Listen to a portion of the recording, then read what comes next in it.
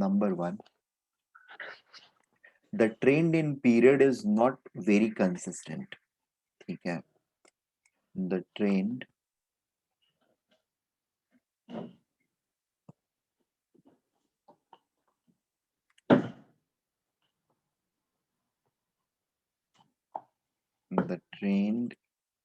in period, रोज में तो कोई प्रॉब्लम नहीं है, यानी कॉलम्स में कोई प्रॉब्लम नहीं है, बट रो पीरियड में प्रॉब्लम होती है. क्या प्रॉब्लम होती है? तो trend in period is not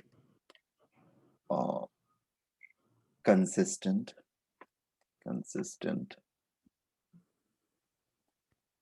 and throughout. ठीक है, क्या क्या प्रॉब्लम है, तो we need to mention it throughout. जहां पर आयनाइजेशन एनर्जी में प्रॉब्लम्स हुआ करती थी, यानी इलेक्ट्रॉनिक कॉन्फ़िगरेशन करते टाइम, जैसे 1s2 लिखा हमने, 2s2 p2, ये कार्बन का होता है, और इसके इमीडिएटली बाद नाइट्रोजन का 1s2 2s2 p3 होता है, और ऑक्सीजन का 1s2 2s2 p4 होता है. s ऑर्बिटल में 2 इलेक्ट्रॉन्स और p ऑर्बिटल में 3 इलेक्ट्रॉन. टोटल p में 6 रह सकता है, और है अभी 3. ठीक है, हाफ फिल्ड होने की वजह से नाइट्रोजन का कॉन्फ़िगरेशन एक्स्ट्रा स्टेबल होता है, ऑक्सीजन का configuration is not extra stable. ठीक है ना. अब इसका रिफ्लेक्शन क्या होएगा, ये चूंकि एक्स्ट्रा स्टेबल है, ठीक है ना, तो इस पे इलेक्ट्रॉन को ऐड करना is going to be a difficult task. Oxygen पे ऐड करना is going to be a easier task. Am I making sense? क्योंकि वो किसी तरह, स्टेबिलिटी ज्यादा कैसे? किसकी स्टेबिलिटी ज्यादा? Sir nitrogen. नाइट्रोजन की हाफ फिल्ड p ऑर्बिटल के वजह से स्टेबिलिटी ज्यादा. Okay sir.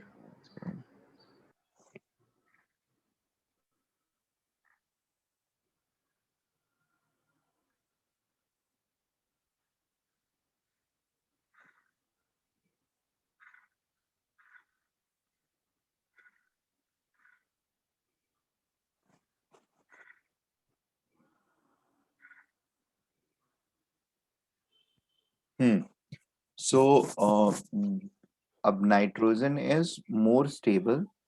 मोर स्टेबल का मतलब बेसिकली ये होता है कि उसके पास एनर्जी कम रहेगी. ठीक है, नाइट्रोजन के पास ऑक्सीजन के कंपैरिजन में एनर्जी ओवरऑल जो रहेगी, that is going to be lesser. तो इसमें बेसिकली किसी भी चीज के पास अगर कम एनर्जी है, तो उसमें अगर किसी दूसरे चीज को जोड़ना है ना, ऐड करना है, may be electron, may be दूसरे एटम के साथ रिएक्शन, तो बेसिकली रिएक्शन में हमारा ये कॉन्सेप्ट होता है कि एक एटम दूसरे एटम के साथ, या एक मॉलिक्यूल दूसरे मॉलिक्यूल के साथ टकराता है. ठीक है, और टकराने के टाइम में दोनों के पास जो एनर्जी होती है, उस एनर्जी की वजह से there is some permanent change जो उनके अंदर में होता है. ठीक है, उस परमानेंट चेंज के होने के लिए जो एनर्जी उसके उनके पास थी ना टकराने के टाइम पर, उस एनर्जी में से काफी सारा एनर्जी यूटिलाइज होता है. This utilised energy is known as activation energy. बात समझ में आ रही है? There is something called activation energy. दो एटम्स या कभी भी दो एंटिटी, रिपीट कीजिए. हाँ मैं रिपीट कर रहा हूँ, कभी भी दो एंटिटीज जो रिएक्ट करने जा रही हैं या रिएक्ट करती हैं, वैसी दो एंटिटीज आकर के एक दूसरे के साथ कोलाइड करती हैं. ठीक है, और कोलिजन से पहले दोनों के पास कुछ ना कुछ एनर्जी होता है. फाइन. और जो एनर्जी उनके पास होती है उसमें से काफी सारा एनर्जी वो यूटिलाइज कर लेते हैं in order to come closer and create some permanent changes in themselves.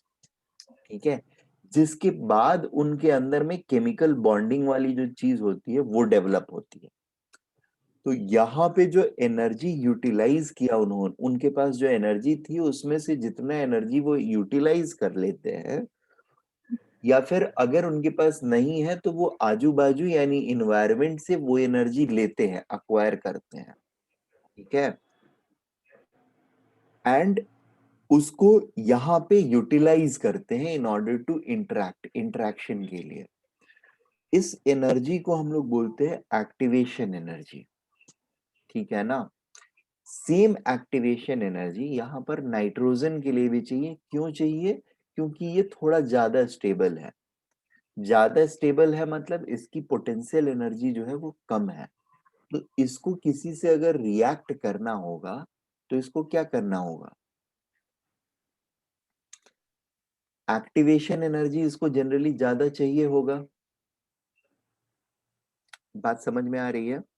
क्यों? क्योंकि इसकी Yes, sir. पोटेंशियल एनर्जी ज्यादा कम है। अगर किसी चीज की पोटेंशियल एनर्जी ज्यादा होती तो इजीली किसी दूसरे के साथ रिएक्ट कर पाता, क्योंकि कंपनसेट करने के लिए जो एनर्जी चाहिए, एक्टिवेशन एनर्जी को कंपनसेट करने के लिए जो एनर्जी चाहिए वो उसके अंदर अवेलेबल होता। जबकि नाइट्रोजन के केस में हम ऐसा नहीं बोल सकते हैं। बात समझ में आ रही है? Yes, sir. गुड। तो Yes, sir. ठीक है, सो एक सेकेंड।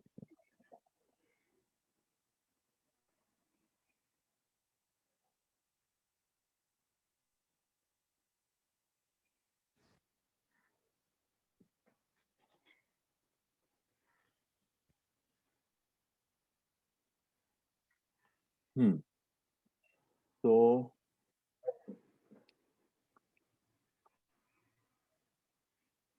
हम्म सो एनर्जी जो रिलीज होती है नाइट्रोजन के केस में, नेट एनर्जी, चूंकि ये एक्टिवेशन में काफी सारा एनर्जी इसका यूटिलाइज हो जाता है, तो नेट एनर्जी जो हमको यहाँ पे मिलेगा नाइट्रोजन के केस में, that is that has been observe to be smaller than carbon,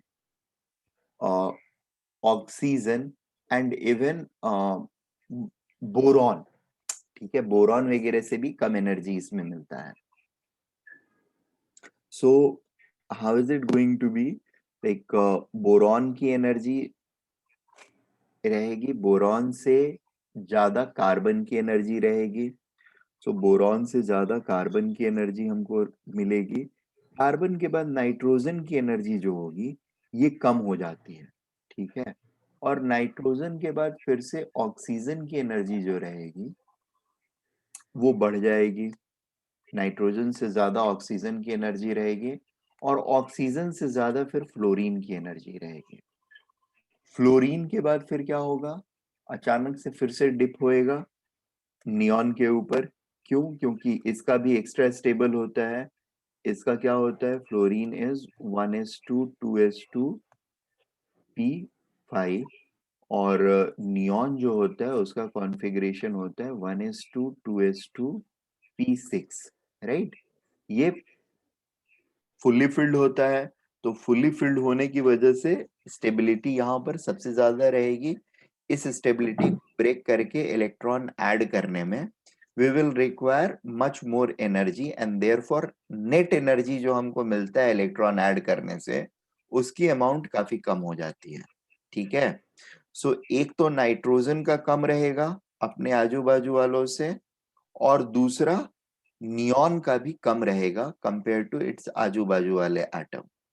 बात समझ में आ रही है? Are we getting this point? Why is this happening? This is happening because of Yes, sir. Extra stability due to half filled और fully filled orbitals.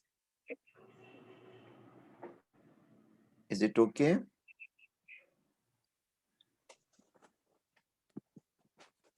Okay होता है क्योंकि बेरिलियम का भी कॉन्फ़िगरेशन जो होता है, बेरिलियम, मैग्नीशियम, कैल्शियम, इनमें एस जो होता है वो फुल्ली फिल्ड होता है, ऑर्बिटल एक ऑर्बिटल जो होता है वो फुल्ली फिल्ड होता है। तो यहाँ पर भी हमको थोड़ी सी एक्स्ट्रा स्टेबिलिटी मिलती है and that translates into decrease in electron affinity. Or not only this, that is also good.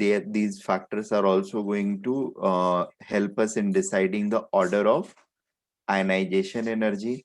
Ionization energy in points पे बड़े होते हैं, ज्यादा होता है, ठीक है ना?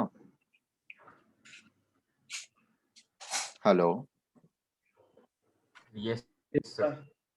Yes. ओके ओके, अच्छा, एक दो एक्सेप्शंस और हैं, मतलब ये तो पीरियड के एक्सेप्शंस हो गए। there are some exceptions in groups also, ठीक है? ग्रुप्स में जो एक्सेप्शन है लाइक टॉप टू बॉटम, वो बेसिकली 3 पॉइंट्स पे एग्जिस्ट करते हैं ग्रुप्स वाले। एक तो ऑक्सीजन के नीचे होता है सल्फर, ठीक है? Exception in groups. सर आपकी वॉइस ब्रेक हो रही है। एक सेकेंड रुक जाओ, मैं देखता हूँ। इस इन ये इलेक्ट्रॉन एफिनिटी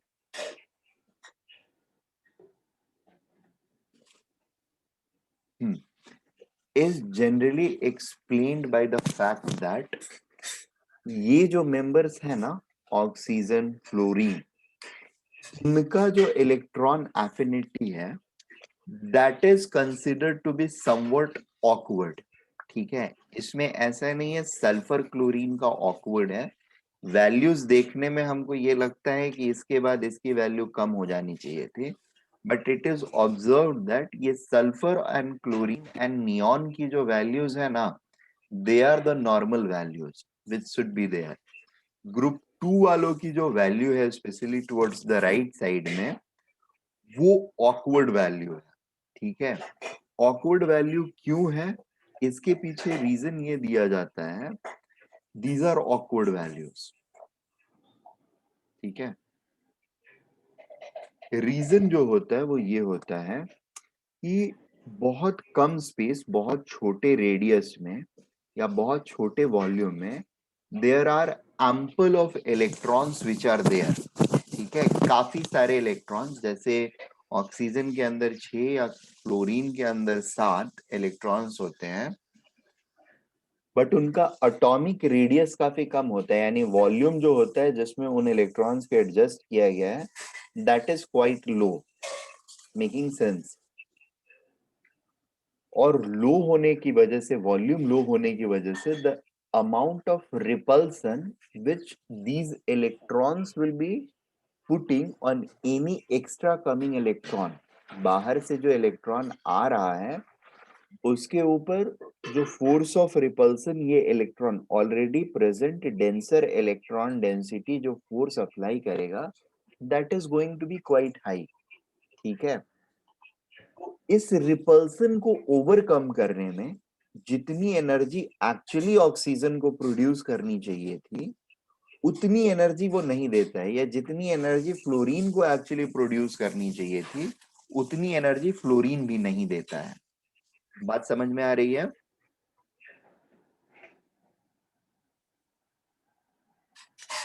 जितना देना चाहिए उससे कम देता है, और उससे चूंकि कम देता है इसलिए ये क्लोरीन से कम रह जाता है और ये सल्फर से, ऑक्सीजन सल्फर से कम रह जाता है। वो रिपल्सन नहीं होता तो फिर oxygen would definitely have been generating more energy compared to this 200 kilojoules of sulfur, ठीक है? And similarly fluorine would have been generating more energy compared to chlorine. Am I making sense? Yes, sir. So the Yes, sir. reason is attributed to the denser or closer packing of electron density in oxygen and fluorine, which provides extra repulsion to incoming electron. This makes the total electron affinity lower. ठीक है, यहां onwards जो trend होता है वो consistent होता है. तो please take it down.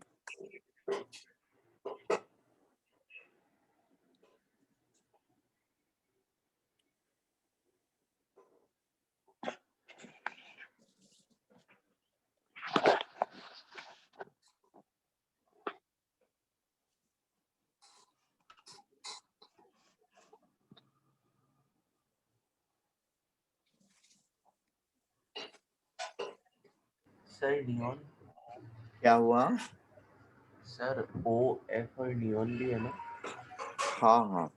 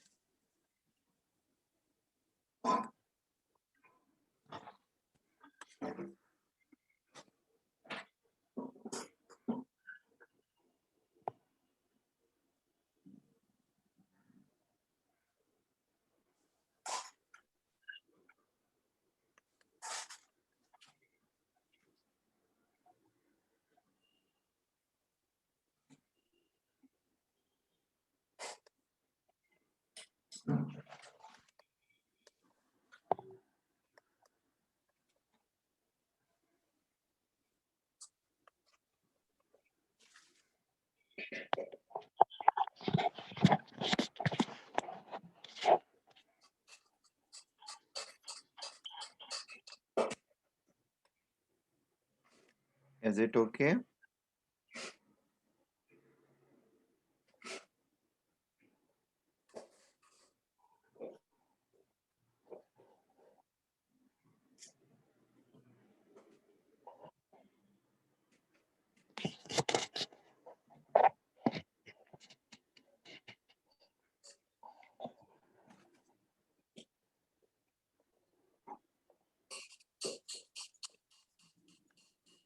Okay.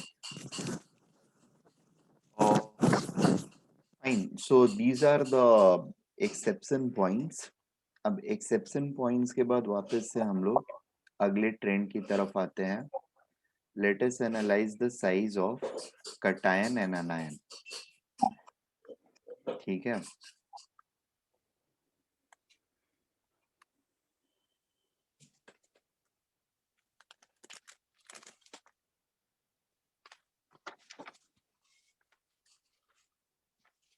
What do you expect the size of cation and anion?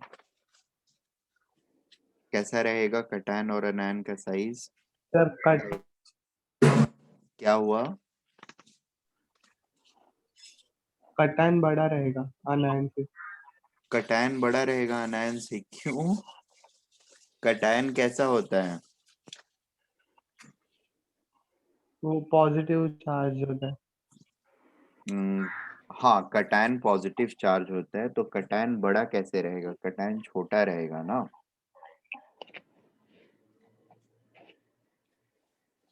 Isn't it?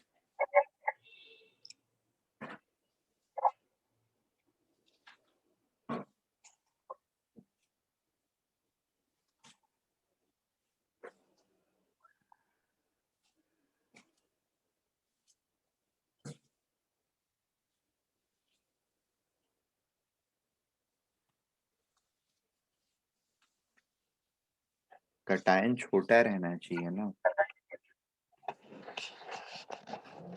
अच्छा, एक काम और करो, देर आर सर्टेन एक्सेप्शंस, वैसे कुछ कुछ तो मैंने आयनाइजेशन एनर्जी वाले एक्सेप्शंस लिखवा दिए थे, एक बार फिर से मैं देख लेता हूँ, अगर कुछ रह गया है तो मैं उसको वापस लिखवा दूंगा। देर आर फ्यू,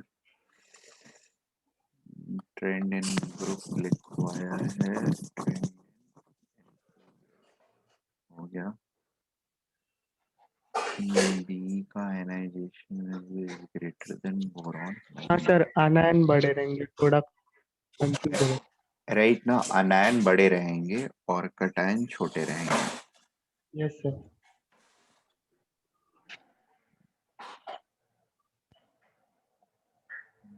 सर क्योंकि नेगेटिव चार्ज है इसलिए बड़े रहेंगे ना। हाँ, नेगेटिव चार्ज है इसलिए बड़े रहेंगे। पीरियड के एक्सेप्शंस, ग्रुप के एक्सेप्शंस देखते हैं।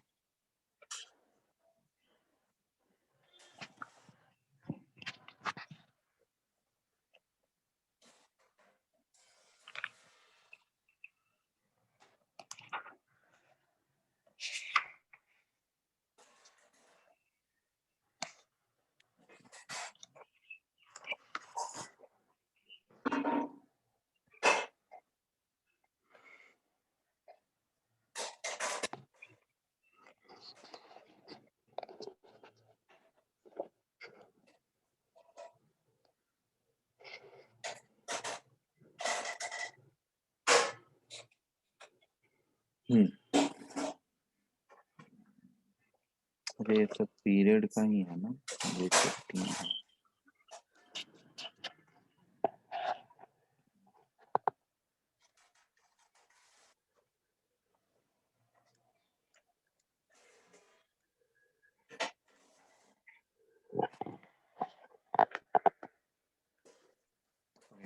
और आयनाइजेशन एनर्जी का ग्रुप्स का कुछ एक्सेप्शंस है, 2-3, वो हम लोग को नोट करना होगा, ठीक है। The first exception happens in group 13।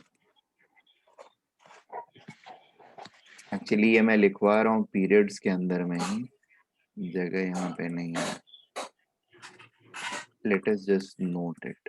एक second, trend in period, trend in group. हाँ, यहाँ पे एक्सेप्शंस में नोट कर देता हूँ, लिख देता हूँ, आप लोग को नोट कर लेना होगा। Exceptions in trend of group, 2-3 जगह पे होता है। पहला जो होता है that happens in group 13।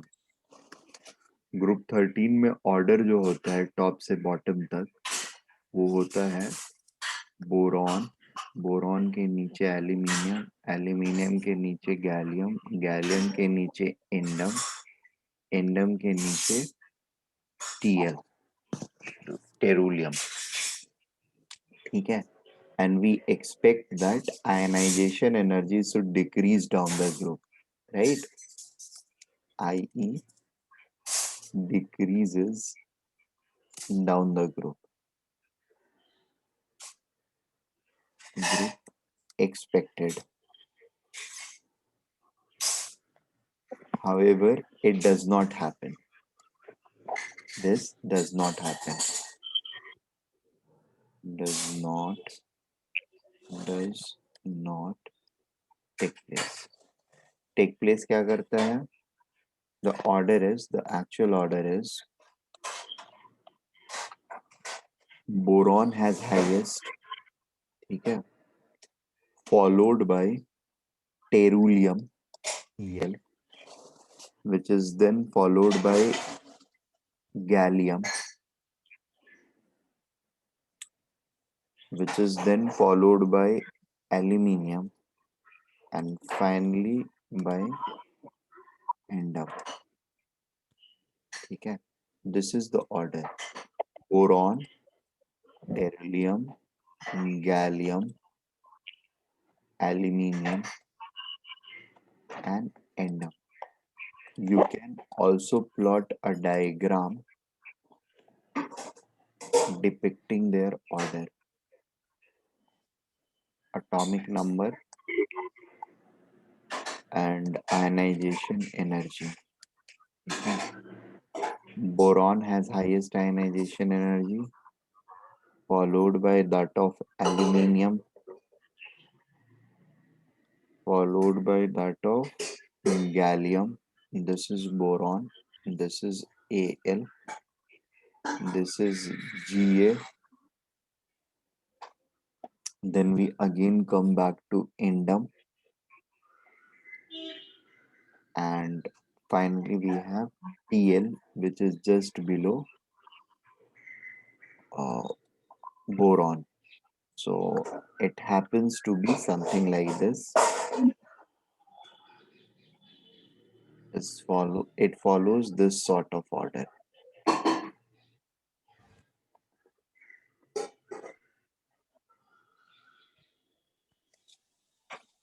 Are we getting this point?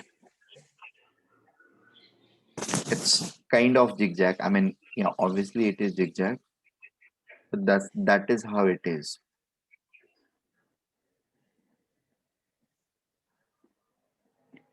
ठीक है, बोरॉन को थोड़ा सा और ऊपर ले लेते हैं.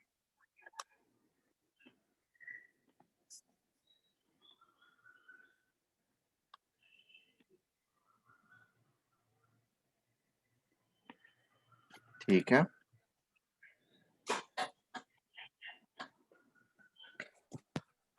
और इसके लिए एक्सप्लेनेशन जो होता है वो कुछ इस तरह से हम लोग देते हैं कि बोरॉन और एल्यूमिनियम में अगर देखा जाए तो चीजें डिक्रीज हो रही हैं.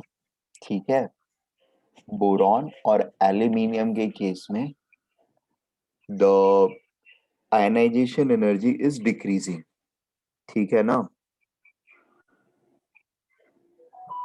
ऊपर से नीचे आ रहे हैं तो डिक्रीज हो रहा है. उसके बाद ये गैलियम का अचानक से बढ़ने के पीछे रीजन जो होता है वो ये दिया जाता है कि डी ऑर्बिटल इलेक्ट्रॉन्स जो फोर्थ पीरियड में इंट्रोड्यूस हुए हैं. ठीक है.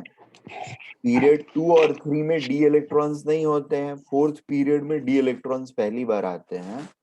तो उनके कम सील्डिंग करने की वजह से जेड इफेक्टिव का ग्रोथ जो होता है दैट इज हैपनिंग.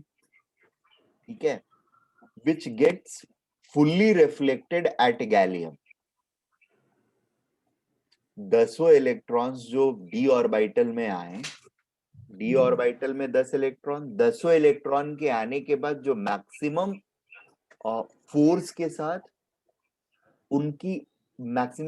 के साथ या मिनिमम सील्डिंग जो उनकी होगी 10 इलेक्ट्रॉन्स की, that will get reflected just at gallium, जिसकी वजह से वहां पे जेड इफेक्टिव का राइज हमको मैक्सिमम मिलता है. ठीक है. एंड जेड इफेक्टिव का राइज जो मैक्सिमम हमको मिलता है उसकी वजह से the pull on nucleus is very high, pull on outer electron is very high, और इसकी वजह से उस इलेक्ट्रॉन को बाहर निकालना becomes generally a difficult task. अब ये बड़ा हो जाता है, अचानक से स्पाइक आ गई. नेक्स्ट डी इलेक्ट्रॉन ही रहता है यहां पर भी. इंडम के केस में there is no F electron as of now. ठीक है. गैलियम के बाद इंडम, डी इलेक्ट्रॉन इफेक्ट, तो फिर से वो नीचे आया. बट टेरूलियम में अगेन क्या होता है कि we have introduction of F orbitals जो डी ऑर्बिटल से भी कम डेंसली पैक्ड होते हैं, एंड उनका पेनिट्रेशन पावर और कम होता है. एंड पेनिट्रेशन पावर कम होने के साथ साथ उनका ये सील्डिंग जो होती है वो भी कम होती है. बात समझ में आ रही है. तो सील्डिंग कम हुई तो जेड इफेक्टिव उनकी वजह से फिर से एक बार सिग्निफिकेंटली बढ़ेगा, and that is why tellurium is again jumping on. So this zigzag, the first zigzag is due to the zigzag is primarily happening because of, यहां पर इन दोनों का जो है प्रॉब्लम ये होता है बिकॉज ऑफ, स्पेशली इसका इन दोनों का, क्या ये तो नीचे ही रह रहे हैं ना, इसका जो प्रॉब्लम है that is because of introduction of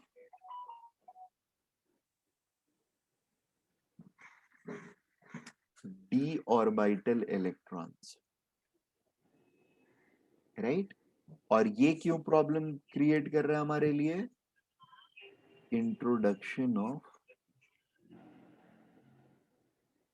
f orbital electrons, ठीक है? अच्छा, अब अगली चीज ये सोचो, boron, aluminium, gallium, indium, thallium, इसके बाजू वाला कौन सा ग्रुप होगा? बोरॉन के बाद क्या आता है? Carbon.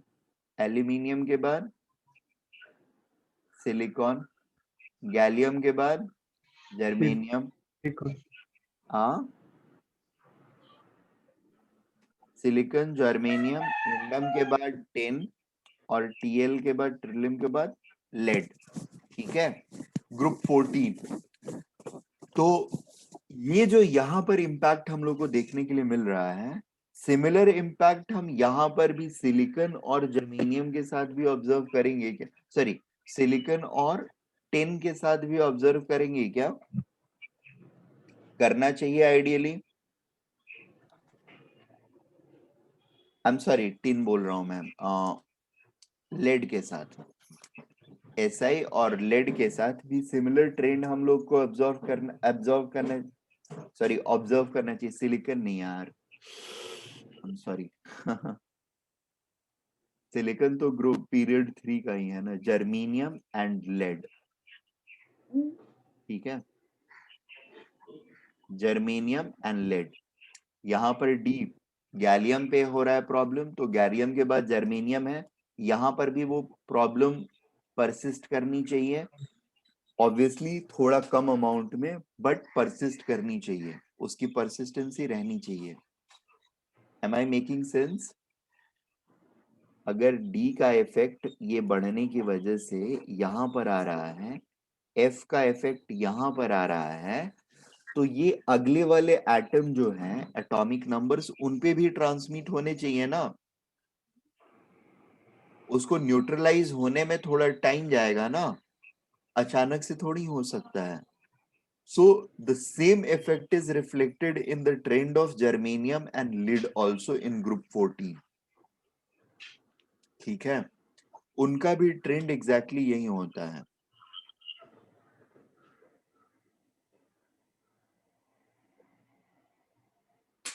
Group 14 expected is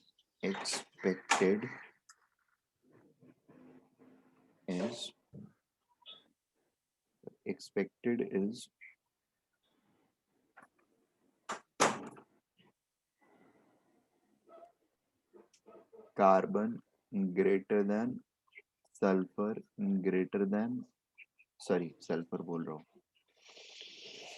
carbon greater than silicon greater than germanium greater than tin greater than lead, ये एक्सपेक्टेड है। एक्चुअल क्या होता है? Observed is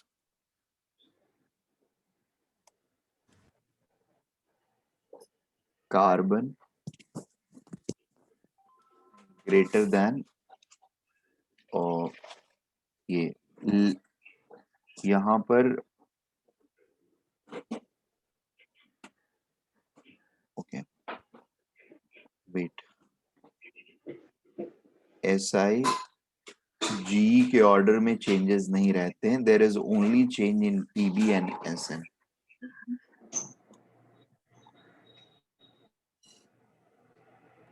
okay, so D electrons basically यहाँ पर डी इलेक्ट्रॉन के का इफेक्ट जो है वो न्यूट्रलाइज हो जाता है।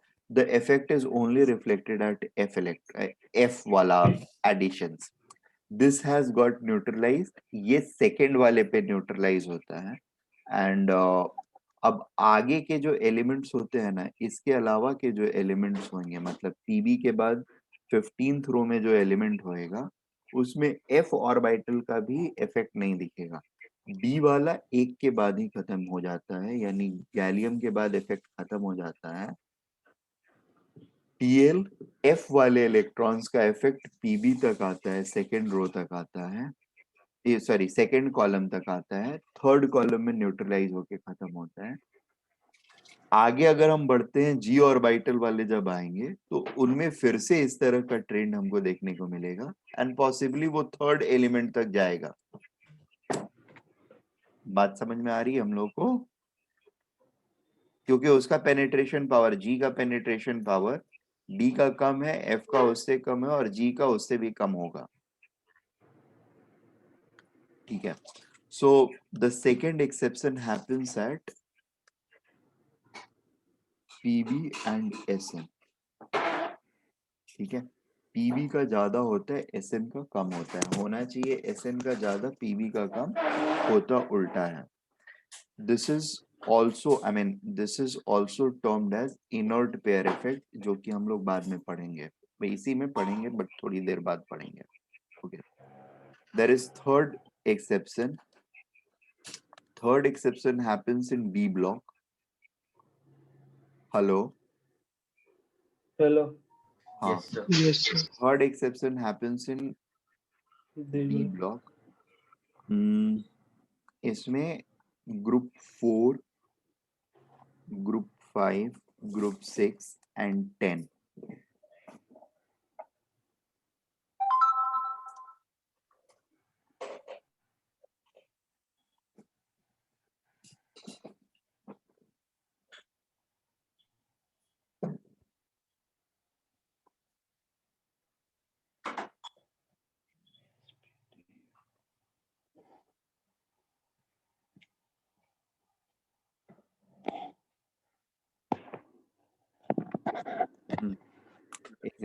इसमें इन ग्रुप्स में 4, 5, 6 और 10 में the order is like,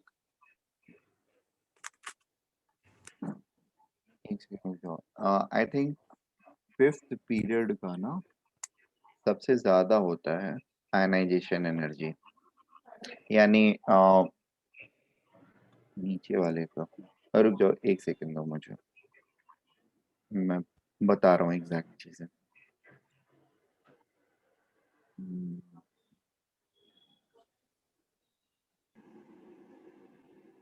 So abnormality is in group 7, 8, 9, 11 and 12. Period 6 is greater than period 4, which is greater than period 5.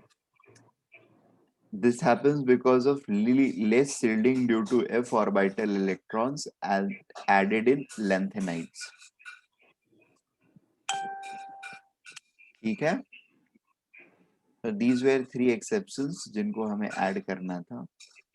और fine, now we will move on to size of cation and anion.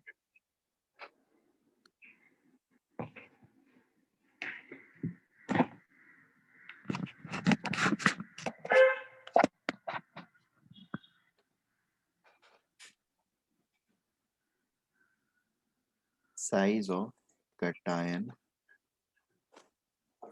and anion. So cation is positively charged ion, positively charged ion. Anion is negatively charged ion. ठीक है, further positive and negative charge ion. So neutral atom के respect में cation of any atom is going to have lesser size than neutral atom, which in turn will have smaller size than its anion. ठीक है, Rayleigh order for any atom. ठीक है ना। Cation में basically outer electron जो है, ये मेरा पूरा एटम था पहले, आउटर इलेक्ट्रॉन यहाँ पर था, इसको अगर हमने बाहर निकाल दिया तो ये वाले सेल का साइज क्या होगा, कॉन्ट्रैक्ट कर जाएगा, एक्स्ट्रा पॉजिटिव चार्ज हो जाने की वजह से the force on outer electrons will increase and therefore this will shrink in. बाकी जो इलेक्ट्रॉन्स इसमें बचे रहेंगे इसके निकल जाने की वजह से, मान लो यहाँ पर है भी, तो इन पर फोर्स न्यूक्लियस का बढ़ जाता है और ये अंदर की तरफ कॉन्ट्रैक्ट कर जाते हैं। ठीक है, न्यूट्रल एटम का तो इतना। और फिर अगर हमने इलेक्ट्रॉन ऐड किया तो ये निगेटिवली चार्ज हो जाएगा, यानी positive charge in nucleus will become lesser compare to the electrons. तो इसकी वजह से there happens to be extra electron आने की वजह से इन इलेक्ट्रॉन्स के बीच में रिपल्सन बढ़ता है, यहाँ पे जो प्रेजेंट है इलेक्ट्रॉन्स, और फोल्ड ऑफ न्यूक्लियस कम होता है। इसकी वजह से there is a observed increase in size. बात समझ में आ रही है? ये अनायन का साइज होता है, तो ये अनायन होता है, और ये अंदर वाला जो है ये कटायन रहेगा, this one, after losing electron, और ये न्यूट्रल एटम का रेडियस है।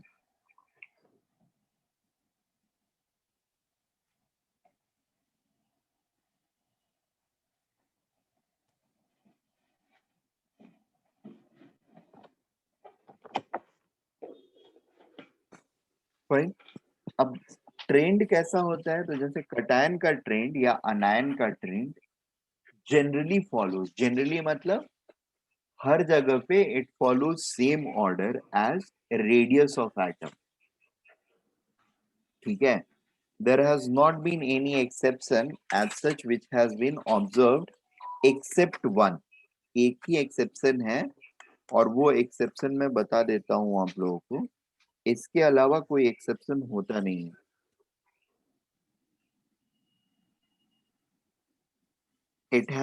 it follows the exact trend। so ये पॉइंट हम लोग नोट कर सकते हैं, size of cation and anion follows the exact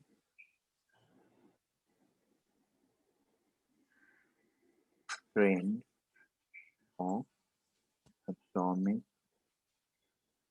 radius. ठीक है, मतलब ग्रुप में क्या होगा? ग्रुप में increases down the group without a fail, and period में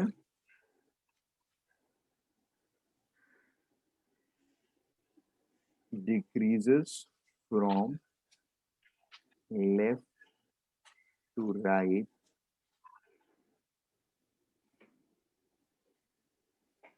in a period। Is it okay?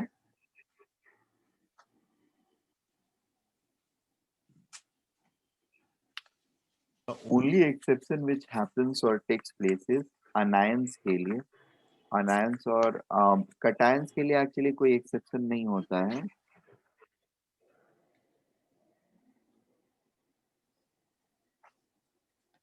ठीक है, और सिर्फ एक अनायन के लिए एक्सेप्शन है, there is only one exception. Exception क्या होता है कि हाइड्राइड आयन जो होता है H माइनस, also known as hydride ion.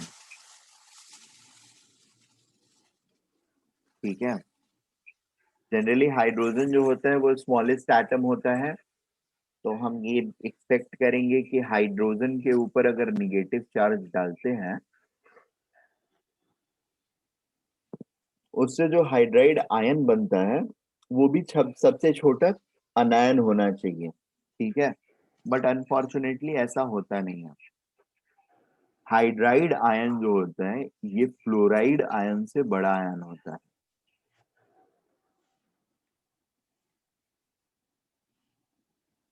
ठीक है, मतलब इसमें एक इलेक्ट्रॉन डालने से इसका साइज इतना बढ़ जाता है। नॉर्मल हाइड्रोजन का ये जो होता है रेडियस न्यूट्रल एटम का, न्यूट्रल का दोनों का साइज अगर कंपेयर किया जाए तो hydrogen is approximately 53 picometre PM, ठीक है।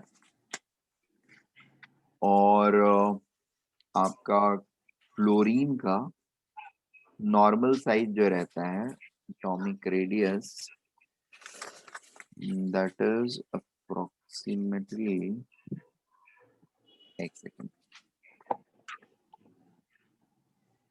noted it somewhere.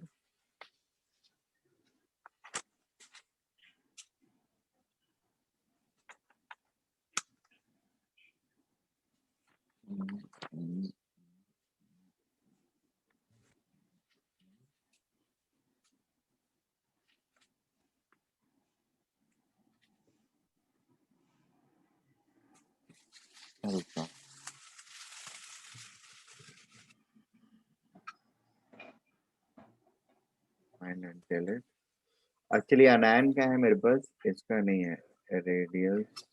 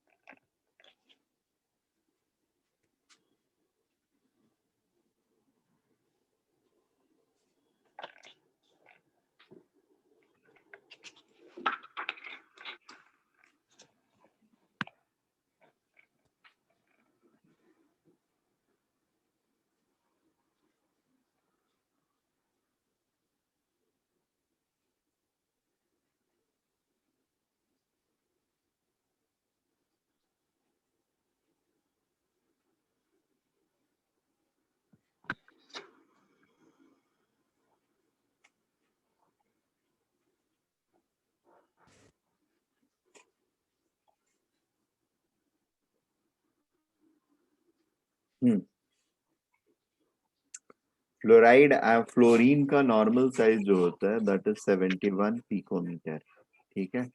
और हाइड्रोजन का रहता है 52-53 पिकोमीटर के आसपास रहता है।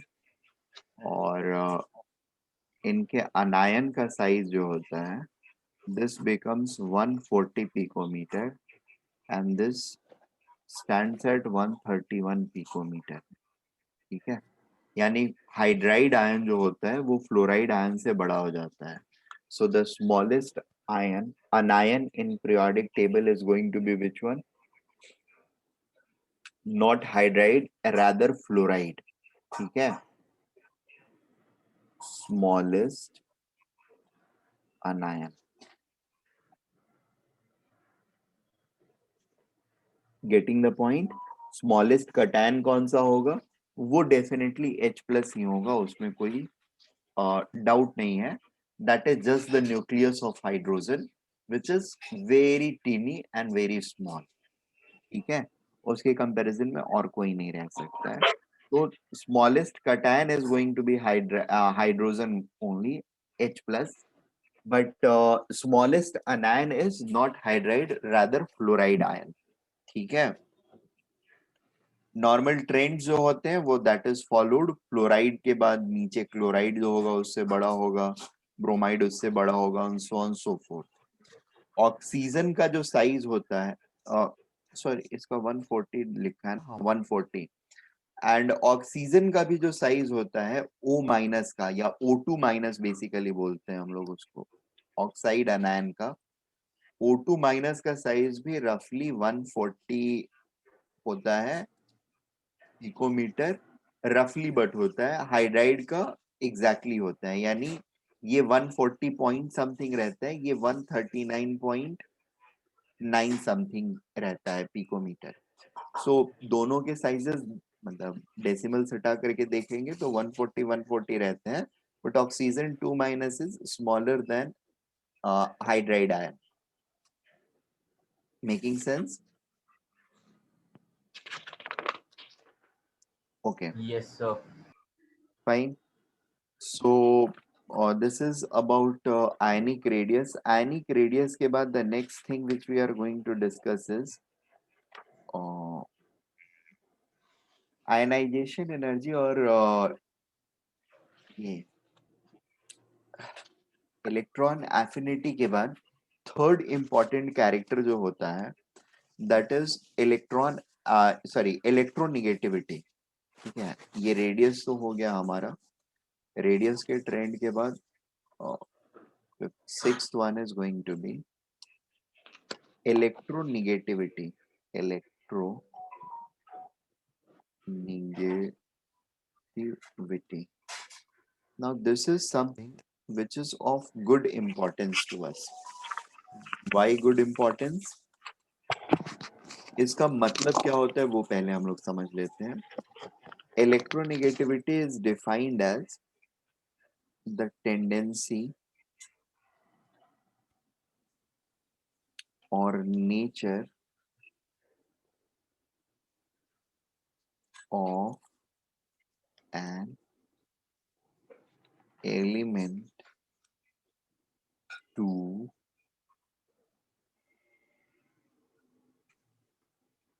say or nature of an element to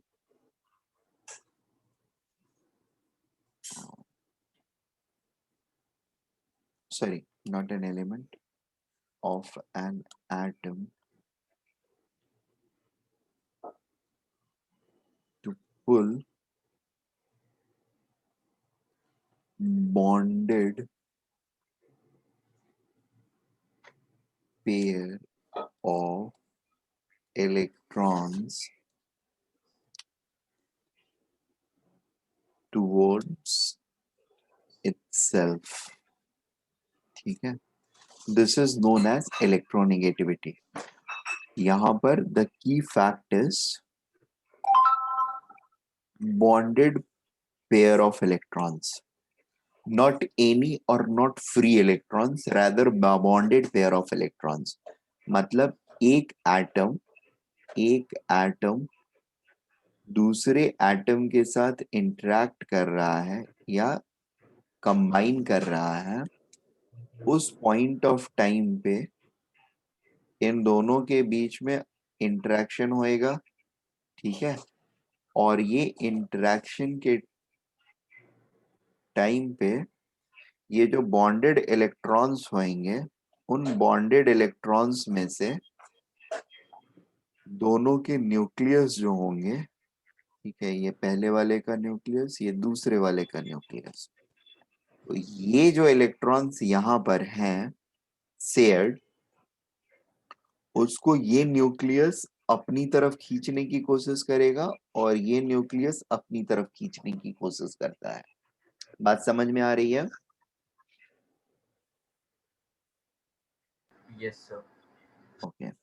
now दोनों जब एक दूसरे को अपनी तरफ खींचने की कोशिश कर रहे हैं, तो जिसके पास कैपेसिटी ज्यादा होएगी, जिस न्यूक्लियस के पास एबिलिटी ज्यादा होएगी, ठीक है, यानी जिसका जेड इफेक्टिव और आर ये डिस्टेंस, ये वाला फैक्टर जिनका ज्यादा होएगा, दिस रेशियो जिसका ज्यादा होएगा, इसके लिए अगर ज्यादा हुआ तो ये, इसके लिए ज्यादा हो गया तो ये, जेड इफेक्टिव बाय आर जिसके लिए ज्यादा हो गया ए और बी में, उसकी तरफ ये इलेक्ट्रॉन मूव कर जाते हैं, शिफ्ट हो जाते हैं थोड़े से. बात समझ में आ रही है?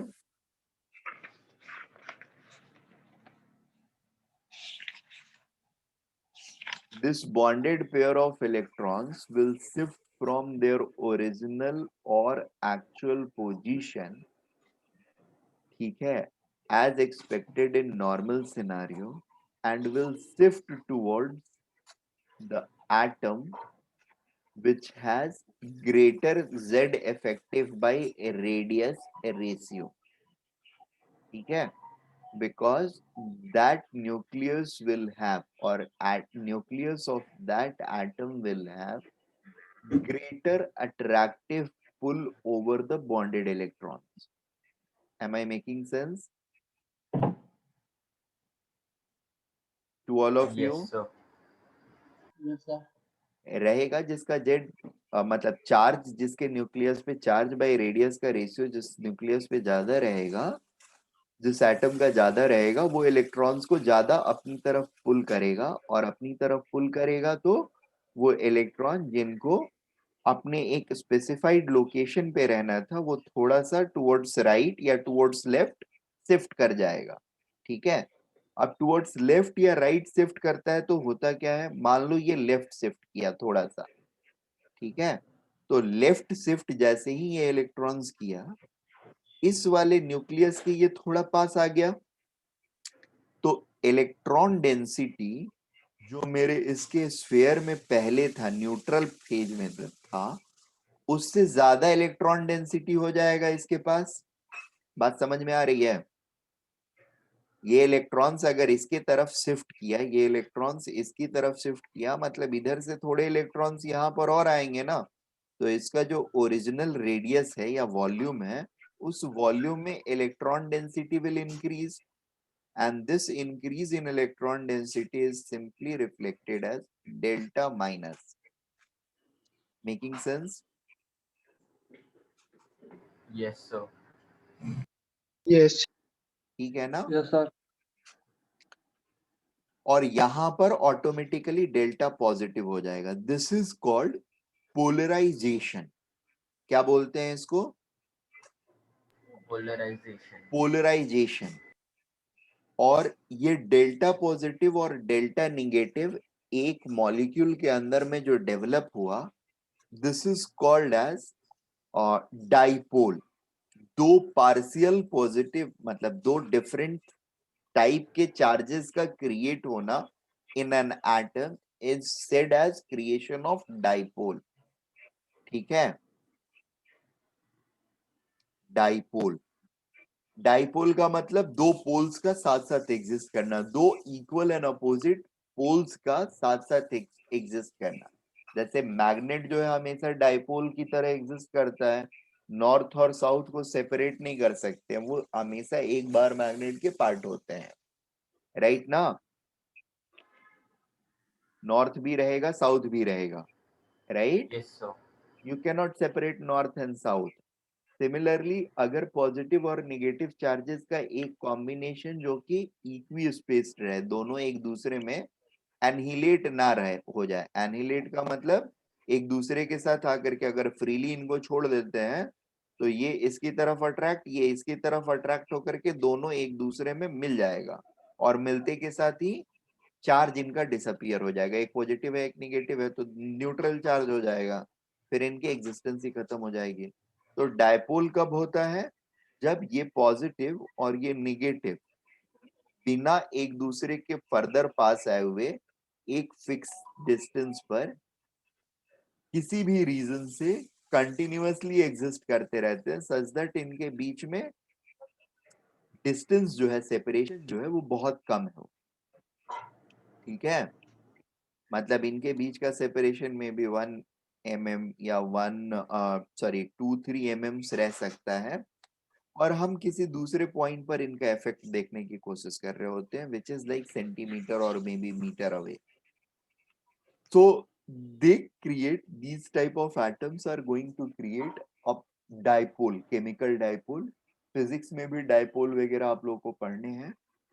वो डाइपोल और ये डाइपोल सेम ही होता है, अलग नहीं होता है। बस वहां पर फिजिक्स में जब आप पढ़ते हैं तो फुल चार्जेस डेवलप होते हैं, फुल चार्जेस रहते हैं, और उनका सेपरेशन करना होता है।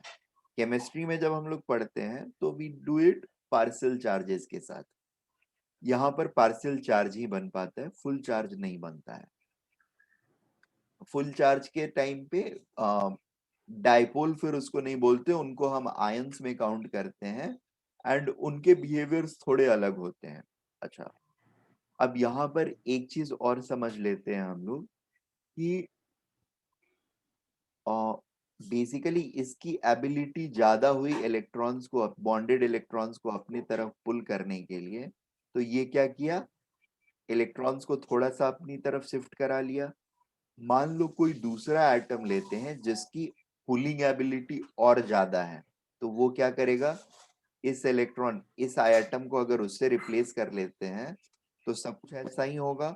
बस होगा ये कि ये इलेक्ट्रॉन डेंसिटी थोड़ा और क्लोजर इस न्यूक्लियस के आ जाएगा, राइट।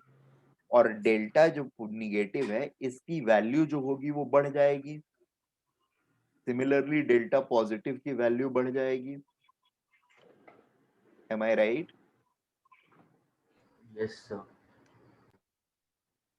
सेम तरीके से चीजों को अगर रिपीट करते जाएं, सेम तरीके से मतलब एक थर्ड एटम लिया जिसकी इलेक्ट्रोनेगेटिविटी और हाई है, तो ये उसके केस में डेल्टा निगेटिव डेल्टा पॉजिटिव और बढ़ जाएंगे, राइट।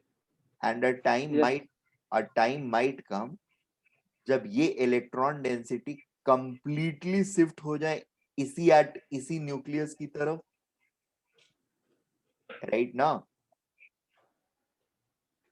ये इलेक्ट्रॉन डेंसिटी कंप्लीटली शिफ्ट हो जाए इसी न्यूक्लियस की तरफ, पॉसिबल है कि नहीं। अगर इलेक्ट्रोनेगेटिविटी इसका बहुत ज्यादा हो गया इसके कंपैरिजन में, तो ये इलेक्ट्रॉन डेंसिटी परमानेंटली इसकी तरफ शिफ्ट हो जाएगा बॉन्डिंग के बाद या बॉन्डिंग के टाइम पर ही, राइट ना। तो Yes, sir. वैसे सिनारियो में इस एटम या इस न्यूक्लियस, जिस एटम का ये पार्ट है, उसके ऊपर एक परमानेंट निगेटिव चार्ज आ जाएगा और दूसरे वाले के ऊपर परमानेंट पॉजिटिव चार्ज आ जाएगा। बात समझ में आ रही है? तो अभी यहाँ पर बेसिकली मैं बताने की कोशिश आपको ये कर रहा था कि जनरली दो एटम्स के बीच में अगर इलेक्ट्रोनेगेटिविटी डिफरेंस कम होती है तो उनके बीच में कोवैलेंट बॉन्ड्स का फॉर्मेशन होता है। कोवैलेंट बॉन्ड यही होता है ना, शेयरिंग ऑफ इलेक्ट्रॉन, दोनों अपने अपने इलेक्ट्रॉन शेयर कर रहे हैं। बात समझ में आ रही है? Yes, sir. और जब electronegativity difference Yes, sir. High हो जाएगा, ठीक है, इलेक्ट्रोनेगेटिविटी डिफरेंस हाई हो जाएगा तो किस टाइप का बॉन्ड फॉर्म करने लगेगा वो, आयनिक बॉन्ड। ये पूरी तरह से अगर इधर आ गया तो निगेटिव चार्ज हो गया, निगेटिव आयन अनायन, और इधर आ गया पॉजिटिव आयन कटायन। कटायन और अनायन के बीच में जब इंटरेक्शन हो रहा है तो that is going to create ionic bond. Am I right? Yes, sir.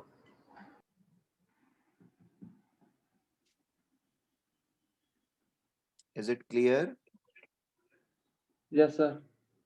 Fine. Yes, sir.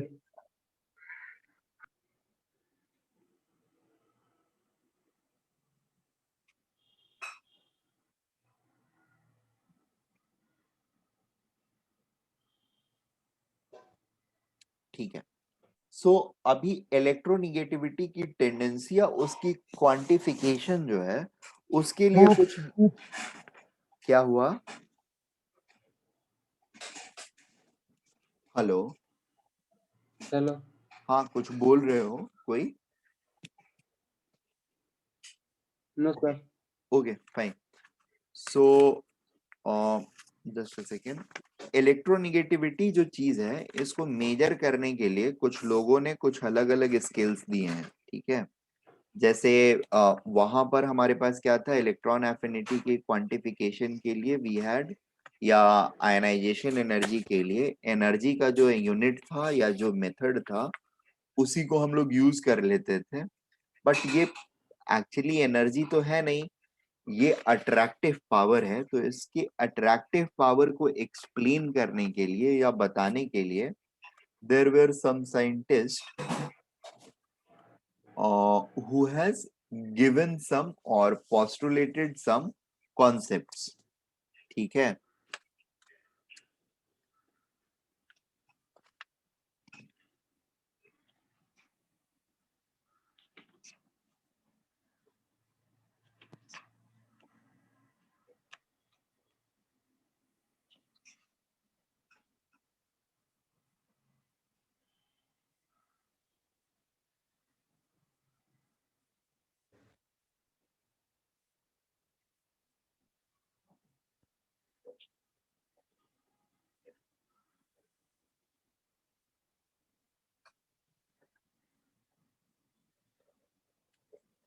Yes.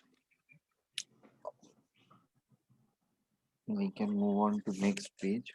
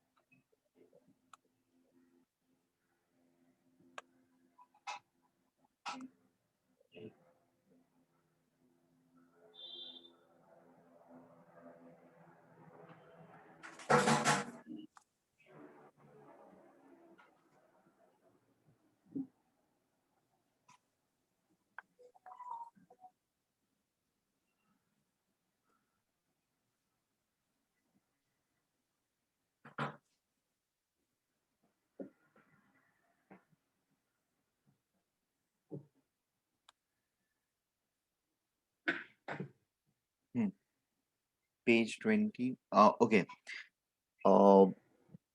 पहले कुछ points.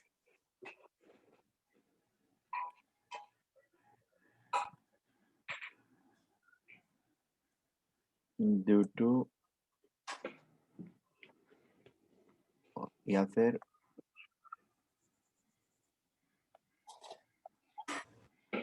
the reason behind difference in uh,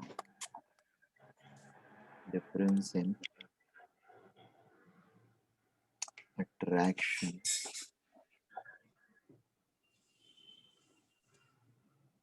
attractive pull by two bonded atoms is attributed to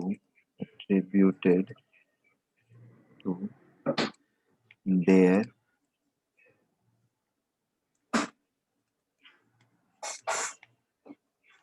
difference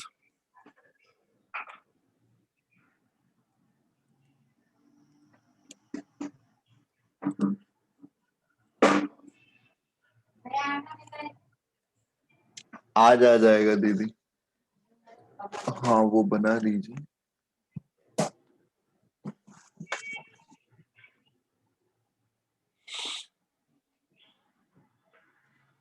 attributed to their difference in Z effective by R ratio. ठीक है the atom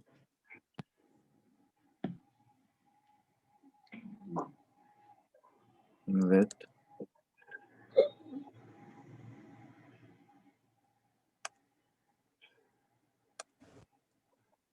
greater Z effective by R ratio will pull the bonded electrons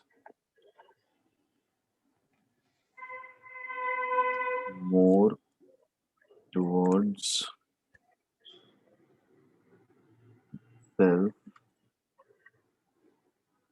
and develops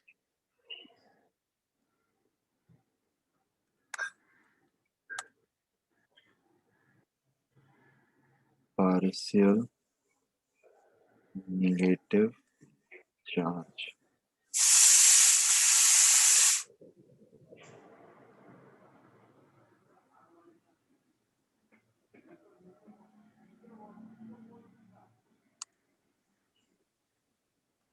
The other atom develops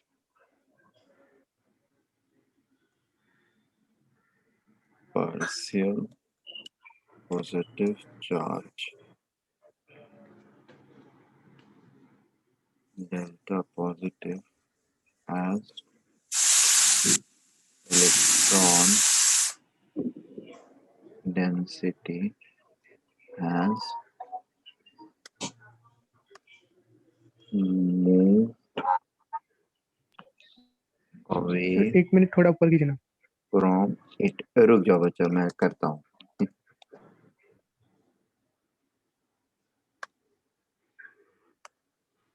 This process of shifting of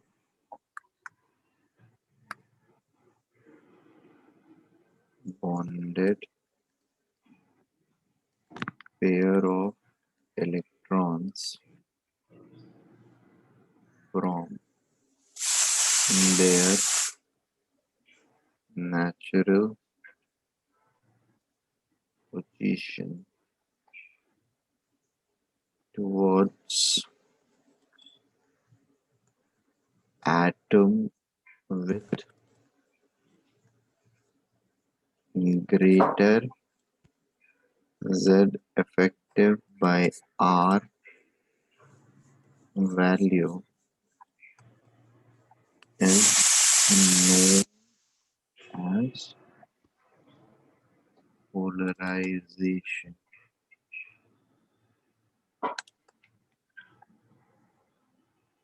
ठीक है. The new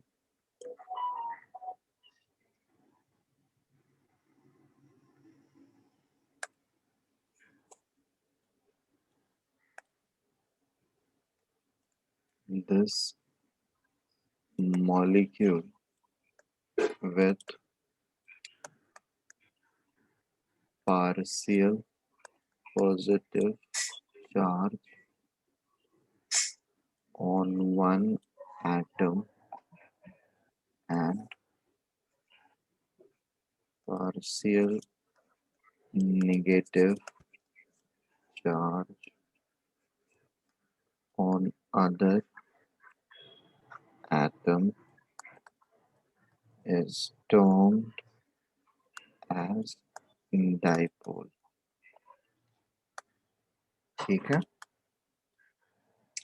सो दो चीजें यहाँ पर, एक तो पोलराइजेशन, दूसरा डाइपोल. इंपॉर्टेंट चीजें हैं, ध्यान रखना होगा. यहाँ पर okay, greater itself develops, other develops positive charge. Okay, 1.1 एक पॉइंट और नीचे में सेम चीज बट थोड़ा सा डिफरेंट टोन में. The atom with greater Z effective by R ratio will have greater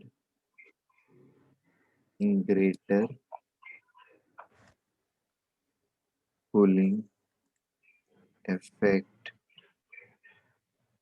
over bonded electrons, right? And it is said to have greater electronegativity, ठीक है, than greater electronegativity simply. ठीक है. सो यहाँ पर key takeaway is greater Z effective ratio, Z effective by R ratio implies greater electronegativity. ठीक है. Also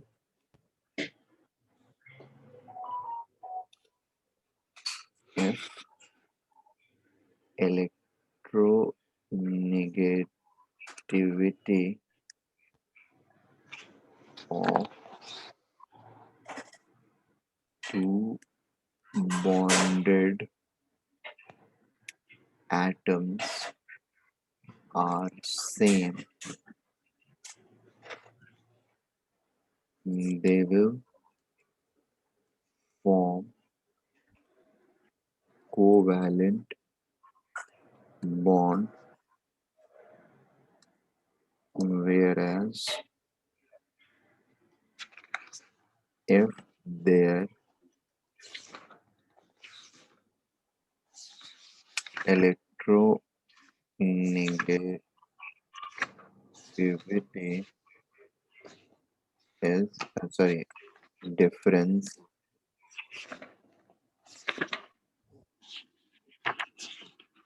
is high,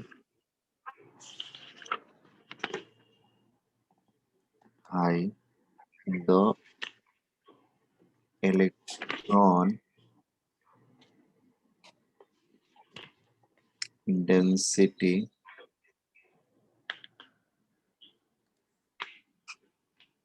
density will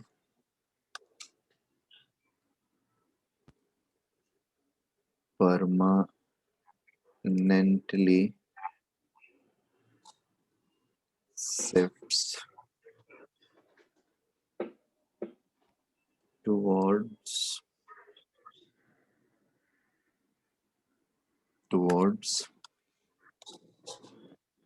the atom with high electronegativity, making it anion. ठीक है? In this process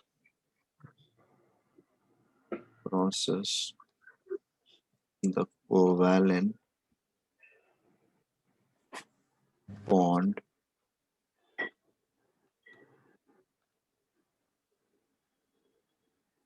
changes to ionic or electrovalent bond. Am I making sense? मैं जो चीजें समझाई मैंने उसी को बस पॉइंट में मैंने लिख दिया Yes, sir. Right I have to move further ये नोट हो जाए तो बोल देना मुझे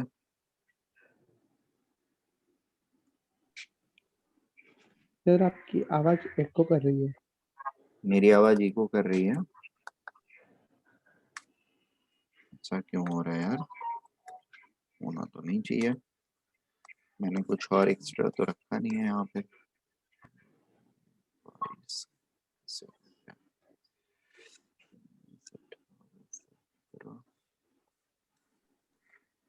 सर शायद किसी का माइक ऑन रहेगा. ओके ओके ओके वेट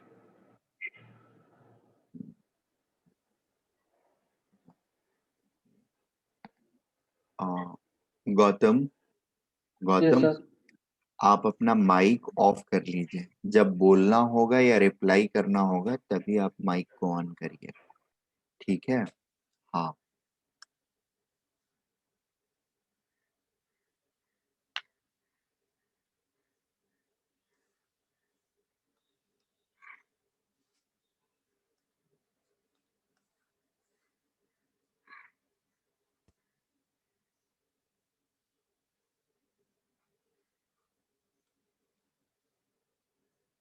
एक second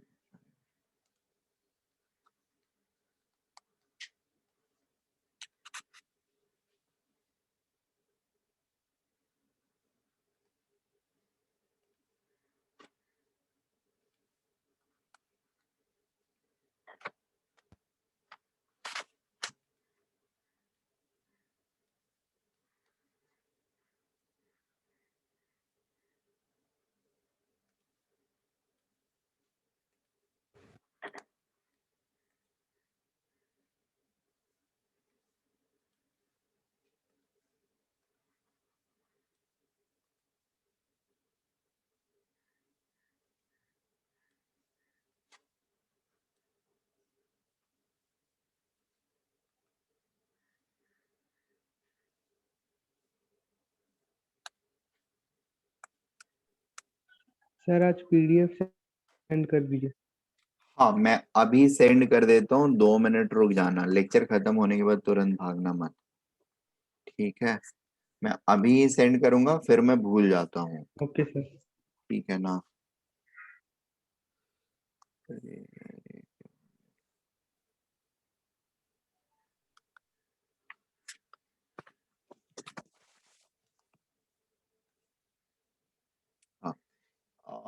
Now the point is, electronegativity is definitely a very important parameter. So we wanted a quantification of it.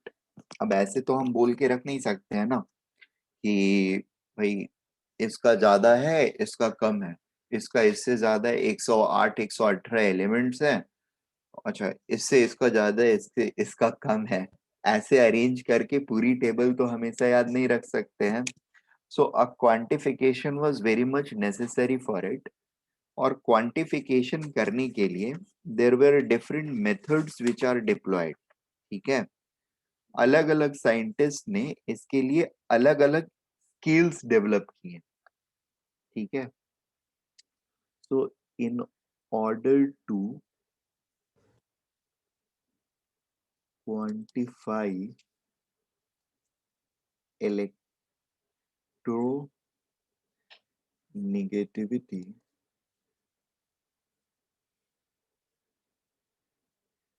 various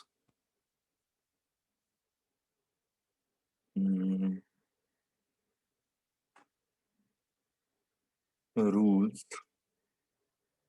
and concepts have been forwarded, ठीक है, of which 2 are important for us to know. इन दो में से भी एक ज्यादा important है और दूसरा वाला रिलेटिवली कम इंपॉर्टेंट है, ठीक है? 2 are important. The first one is known as Pauling scale. This is more important. आपको जनरली कोई भी कंपैरिजन या ये करना होगा, अंडरस्टैंडिंग क्रिएट करनी होगी, तो your baseline is going to be the Pauling scale values, ठीक है ना? और दूसरा जो होता है वो म्यूलिकेन स्केल होता है, उसको भी डिस्कस करते हैं। सो पाउलिंग स्केल पर होता ये है कि द एलिमेंट्स आर गिवन और has been given certain values, ठीक है, न्यूमेरिकल वैल्यूज दी गई हैं उनको, जैसे किसी को 1 1.2 1.3 1.5 एक रेफरेंस पॉइंट लिया गया है और उस रेफरेंस पॉइंट के रिस्पेक्ट में बाकी सबको नंबर किया गया है, ठीक है? कैसे नंबर किया गया है? तो using the concept of bonding only, ठीक है? दो बॉन्ड्स अगर कोई फॉर्म कर रहा है, सो उसका फंडा ये है कि electronegativity, this is called electronegativity of A, element A, है ये है electronegativity of element A, fine? So what it says is xi A minus xi B is equal to 0.208 into root under delta E, ठीक है?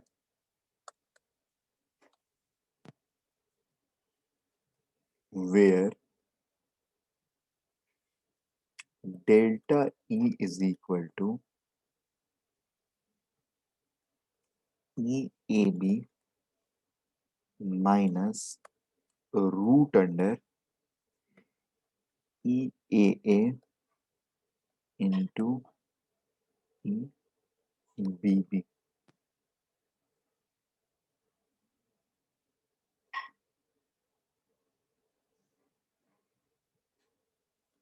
बात समझ में आ रही है? अब ई ए बी ई क्या है ये मैं बता रहा हूँ।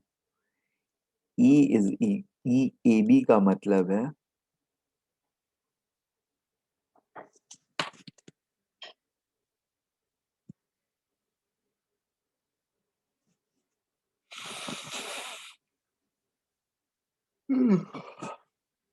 Bond energy, bond energy of A B bond. Bond energy क्या होता है? Energy required to be supplied in order to completely break, in order to completely break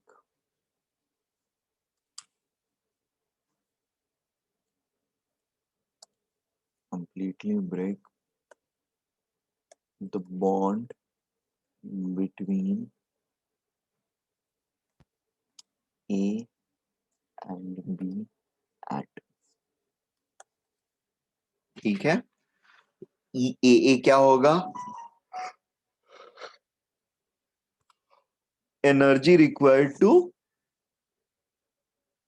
break bond between A and A atom and energy required to break bond between B and B atom, right?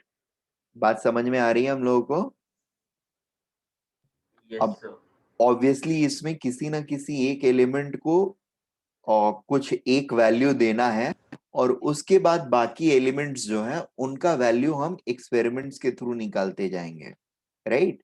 या calculation के through निकालते जाएंगे, ये सारी values अगर सबके लिए पता है तो इसमें हमने किया क्या है, इसने जाई ऑफ फ्लोरीन जो है, he knew that or we knew that fluorine has highest electronegativity, क्योंकि उसका Z जो है वो सब Z इफेक्टिव सबसे ज्यादा होता है, ठीक है, और रेडियस सबसे छोटा है, तो Z इफेक्टिव ज्यादा, सबसे ज्यादा तो नहीं बट ज्यादा, एंड रेडियस सबसे छोटा होने से Z इफेक्टिव बाय रेडियस का रेशियो फ्लोरीन के लिए क्या होगा? सबसे बड़ा होगा, राइट ना? डाउन द ग्रुप साइज बढ़ता है यानी रेडियस बढ़ता है, पीरियोडिक टेबल में ऊपर से नीचे आएंगे तो साइज हमारा बढ़ता है, ठीक है, ध्यान है ना हम लोगों को? जेड इफेक्टिव टुवर्ड्स राइट क्या होता है? जेड इफेक्टिव टुवर्ड्स राइट क्या होता है? इंक्रीज करता है डिक्रीज करता है? इंक्रीज ही करता है ना? इंक्रीज। हाँ, तो फ्लोरीन के लिए जेड इफेक्टिव बड़ा रहेगा पीरियड 1-2 में, और रेडियस सबसे छोटा रहेगा किसी भी अदर पीरियड्स के कंपैरिजन में। तो दैट इज अ पॉइंट जहां पर Z इफेक्टिव बाय R का रेशियो जो होगा that is going to be the largest. Therefore, our expectation that fluorine will have greatest electronegativity is not a wrong proposition। और Pauling ने basically ये किया है कि जाई एफ को यानी इलेक्ट्रोनेगेटिविटी ऑफ फ्लोरीन, इलेक्ट्रोनेगेटिविटी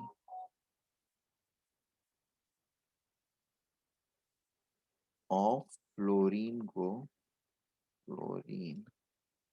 इसने अज्यूम किया 4.0 अज्यूम्ड, ठीक है, और बाकियों का जाई जो है, जाई for all other atoms have been calculated based on this। For all other atoms have been calculated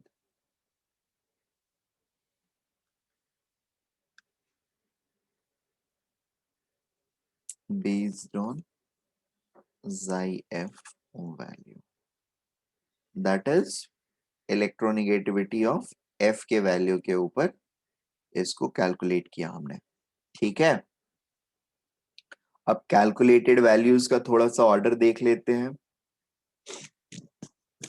right, यहाँ पर जो वैल्यूज कैलकुलेट करी गई हैं उनका ऑर्डर देख लेते हैं और इस पर एक आध क्वेश्चन भी कर लेंगे हम लोग। एक क्वेश्चन करेंगे अभी के लिए, और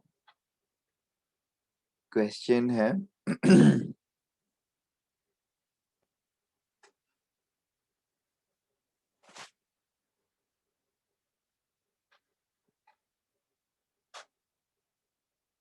calculate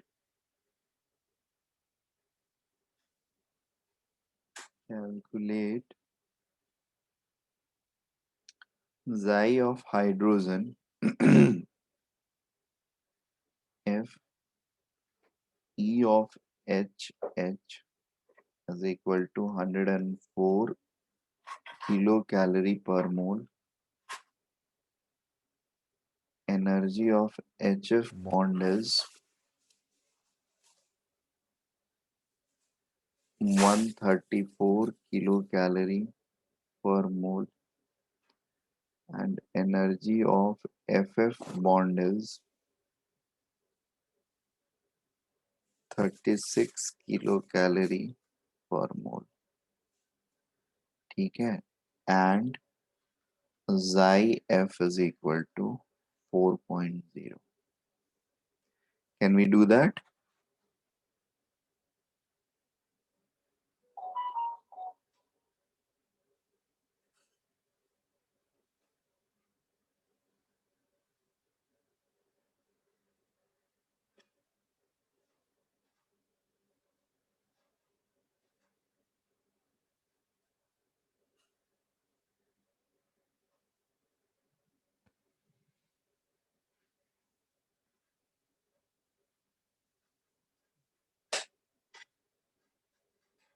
फॉर्मूला हम लोग को पता है ना?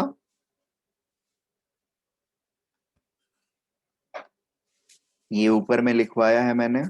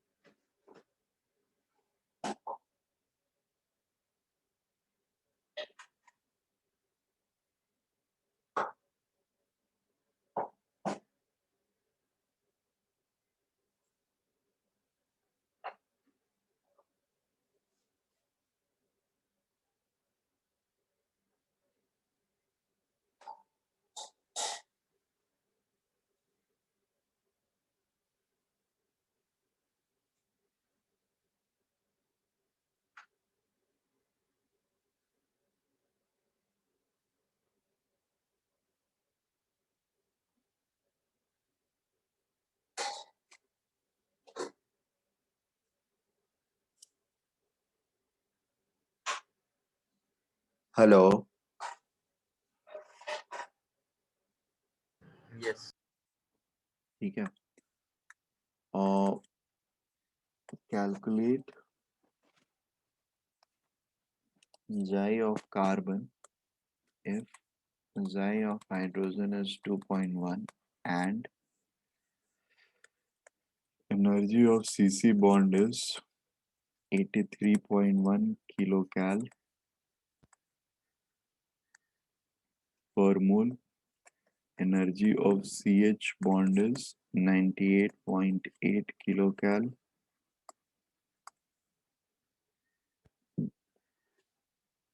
and energy of HH bond is 104 किलोकैल पर मोल। ठीक है। अच्छा, ये क्वेश्चंस मैंने बनाए हैं, कहीं से लिया नहीं गया है। ये वैल्यू जो है ये भी मैंने अलग अलग जगह से उठा ली है, तो इसलिए थोड़ा सा डिविएशंस देखने के लिए हम लोग को मिलता है जाई की वैल्यू जो कैलकुलेट करते हैं। ठीक है ना, बात समझ में आ रही है? So we can have xi c minus xi h is equal to 0.208 multiplied by root under e of ch minus root under e of cc into e of hh, right? 0.208 root under ECH जो है that is 98.8 minus this is 83.1 into 104. This makes the value as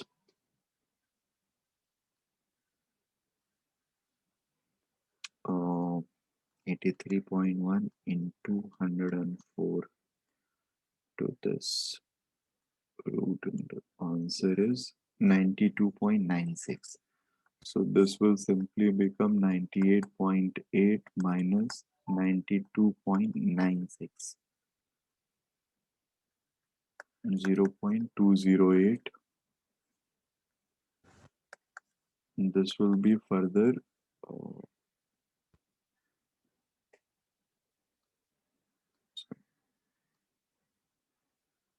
98.8 minus answer. This number is 0.208 into root under 5.84.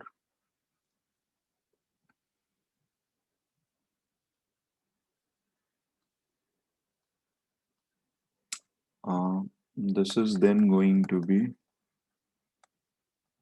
2.42 at max.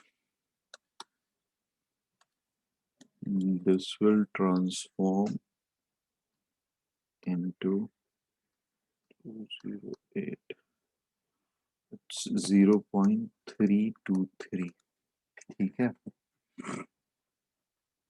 So xi c minus xi h is equal to this, or xi c is equal to xi h plus 0.323, which is 2.1 plus 0.323, which is 2.423. ठीक है। Actual value of xi c is 2.5. ठीक है। So this is also in close proximity. So this is how he has calculated his scale. Making sense?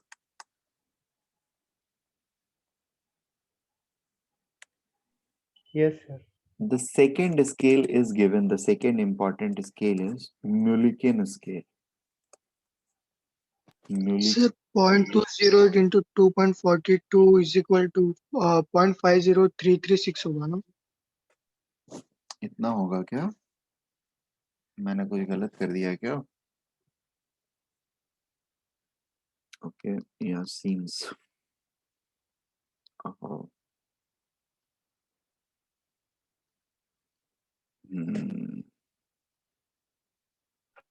हाँ sir, 503 आ रहा है। Right, 503 आएगा। 503. ठीक है, ये सही कर लेते हैं। 0.503. यस, कैल्सी पे वो स्क्वायर रूट हो गया 503 का। 503 का नहीं, इसका स्क्वायर रूट होकर के फिर इसके साथ मल्टीप्लाई हुआ, मतलब 2 बार स्क्वायर रूट हो गया। So that created a problem 0.503. So this will then become, it will not anyway become exactly 2.5, but yeah, approximately, yes. 2.603. The real value is 2.5. ठीक है. The next scale is Mulliken scale, and he has given the idea that electronegativity is simply equal to ionization energy plus electron affinity of an atom divided by 2 when these both values are taken in eV electron volt per atom. ठीक है. इस unit में इन दोनों values को हम ले लेते हैं और उसका अगर हम एवरेज लेते हैं that is equal to their electronegativity. ठीक है. And it has been generally observed that for any atom polling scale पे जो जाई आता है किसी भी एटम के लिए, ठीक है, the electro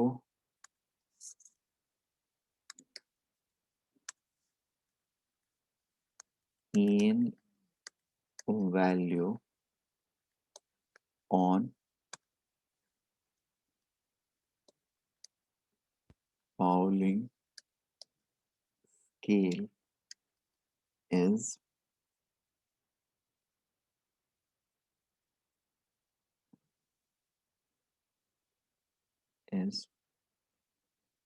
1 by 2.8 times En value on Millikan scale for any atom. ठीक है. That means xi A for Pauling is equal to xi A on Millikan scale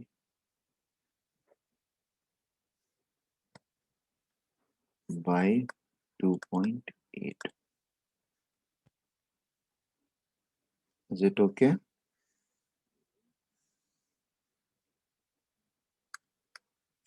अब ये रिलेशंस नहीं हमेशा याद नहीं रखने हैं, बट नोटबुक में लिखा रहेगा, रिवाइज करते रहेंगे तो काइंड ऑफ हमारे दिमाग में सेट हो जाएगा. क्वेश्चन किसमें से आएगा, क्या आएगा, यू नेवर नो.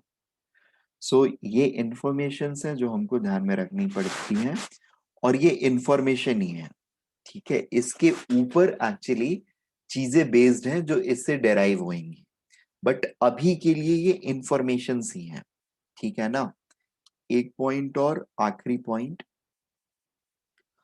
और if En difference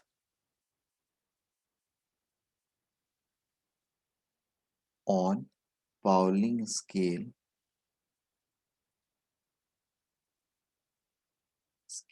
is greater than 1.7, then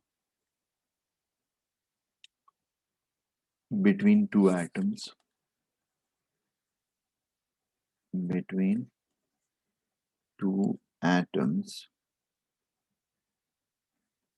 then they form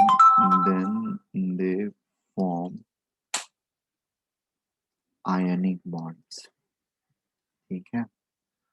और less than 1.7, less than or equal to 1.7 पे they form covalent bond. ठीक है.